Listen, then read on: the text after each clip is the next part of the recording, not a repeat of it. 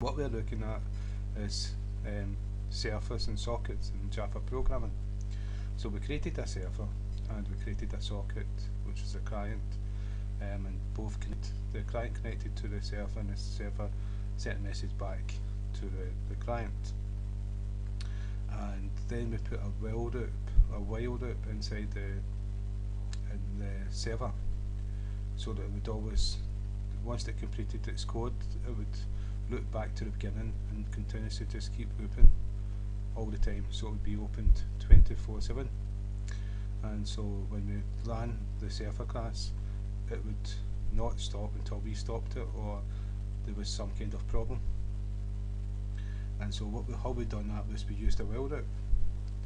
And what I done is I created, because what we're going to do is we're going to use a thread so that more than one can connect at a time. We've not went into threads, but we're going to go into threads, but this is just to cover the threads for using for a server. And I created a class and we called it a Runnable class. And what we've done is we've used implements Runnable. Now implements Runnable, there's two ways of doing a thread in Java. One is to extend the thread class, and another one is to implement the Runnable interface. Now the thread class has a run method inside it, and when you implement the Runnable, you've got to implement this run method, and so any code that's inside the run method will be executed as a thread. So there's the run method, and what I've done is I cut and paste the code from the server class to the last tutorial. I put it into the run method, and so when we create the thread and pass it this class, instance of this class, this code will be executed as part of a thread. And so if I go back to the server, I cut and paste all that out, and so all I need to do now is make an instance of this class. So Runnable class, and we said RC equals new Runnable class. Now we've got an instance of it, and so I created an instance of the thread class. So thread, we could do it all in one line, but we've done it in two lines here. Thread tr equals new thread, and we pass the method, the class that has the Runnable run method in it. And so what we're doing is we're passing this whole class, and the thread will actually execute the run method inside this class. And what we all need to do is just start it, tr.start, and all the code from the Runnable class will be executed. And so if I run the program, run server,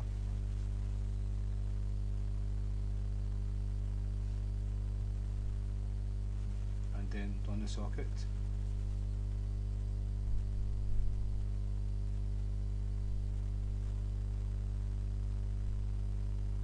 it's taking its time.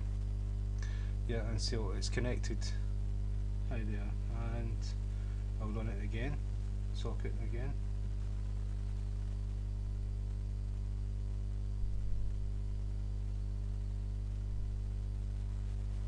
And you can see it's made the connection again. Okay, and what I'm going to show you the socket. I've actually got two servers on, so instead of starting it once, I've started it twice.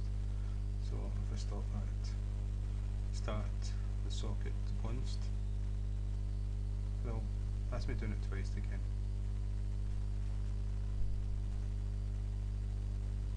Stop.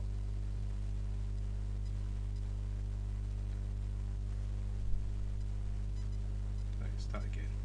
Run the server. So that's the server running, and now we're going to run the socket.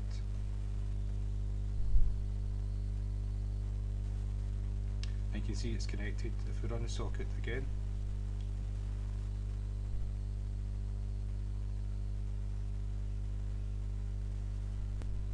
so that's it connected. and that's actually the socket we see from Surfer, hi there, and the number. If we run the socket again,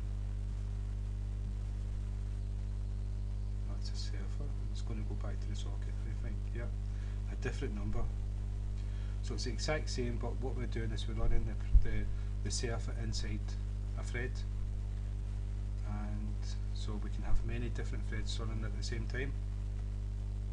And to show you what's happening here, what if a code that we put inside the run method is going to be executed?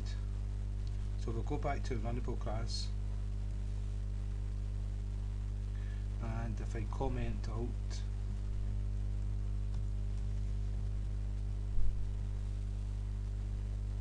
all the code inside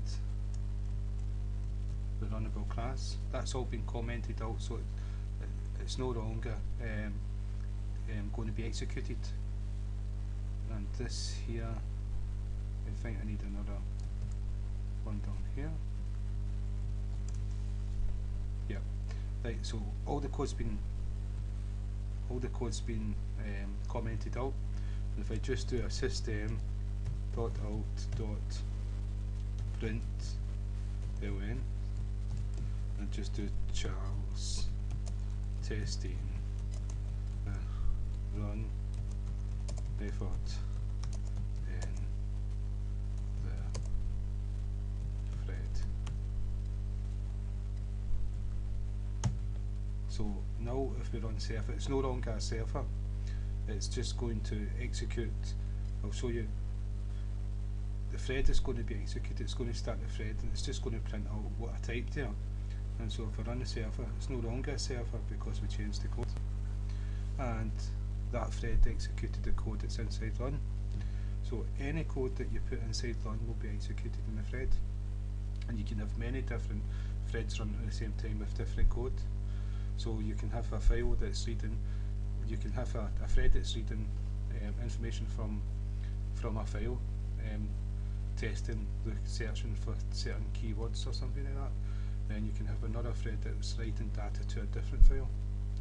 Then you can have another thread that's taking input from the user, and all these programs are working at the same time, and that's what you use threads for. But this is threads for like a Surfer that we're doing. And so I just wanted to show you that, if this seems to have crashed a little bit, I just wanted to show you the thread for a Surfer.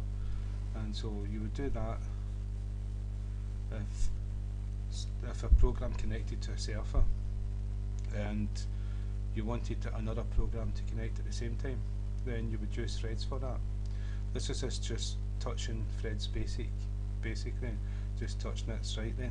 So we're going to go deeper into threads because you can give them priority and different things like that. So one thread can have a better priority than another thread, and so there's all different things that you can do. And so again, thank you for your time, and I hope that's helped. And so you can see that I cut the code out and pasted it in the run method, and it's this here, Runnable, and implements the run method from Runnable. And so that's what